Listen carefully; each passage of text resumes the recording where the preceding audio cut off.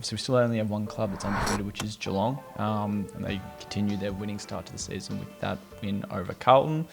Looked pretty comfortable up until maybe the last 10 minutes of the fourth quarter when the Blues got a few late goals through Blake Acres. But Geelong again, another win, doing it with, I guess, a lot of their strength coming from a system-based game, and that's obviously something that how they've thrived really well under Chris Scott for some time. But are they premiership favourites? Have we seen enough? Have they beaten the right clubs? Like Carlton's a great scalp, obviously, whilst a bit undermanned, the Blues. But do we have the Cats as the number one club for the flag this year? I think that either, flag favourites or definitely joining the Giants up there as equal favourites. Just seeing how they played, especially against Carlton, what they did against Brisbane, they're very adaptable to the teams they come up against each week, to the conditions. Yep. Just remember the Brisbane game up at the Gabba, it was pouring rain down there, so they were able to adjust on the run, and I think that's a credit to Chris Scott and the coaching staff down at Cardinia Park, and their ability to, as I said, adapt on the run and kind of put the sword to the opposition as best as they can, and that's why I've got them definitely up the top so far. I don't like to say flag favourites yet. There's so much to play out.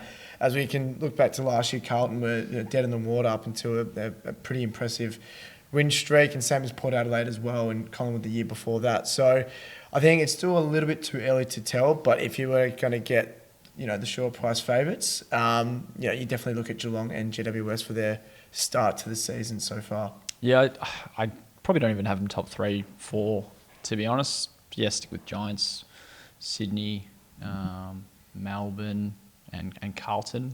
I feel like there's someone I'm leaving out there, but yeah, you can certainly put Adelaide, Collingwood, bit shakier.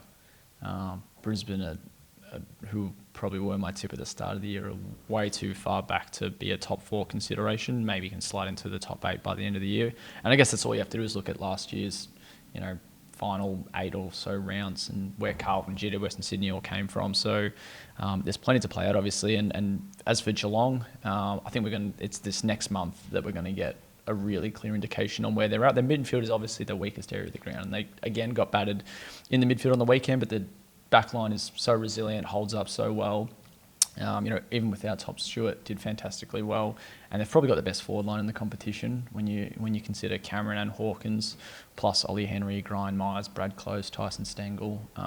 It's a pretty loaded front 7, and what I guess their midfield is able to gain from that group is Cameron and Myers pushing it further up the field. So that's working fantastically well, but it's probably at the contest that they struggle a lot. And their next 4 games, Melbourne, one of the best midfield groups. Port Adelaide's midfield 4 or 5 is stellar on its day. And then Gold Coast, who just don't really have a weakness in that top 3 of Anderson, Rowell and Miller. And then after that's GWS, another one of the game's best midfield groups. So this next 4 weeks, arguably the 4 toughest midfield packs to come up against. Look, the Cats' injury room is holding up well enough, but it is obviously still a weakness for them. So I think we're going to get a good idea of how that holds up, and if it is going to be too much against those 4 clubs, how the back line is going to fare with a lot more pressure potentially than what they've had to start the season. So, like I said, I think I still have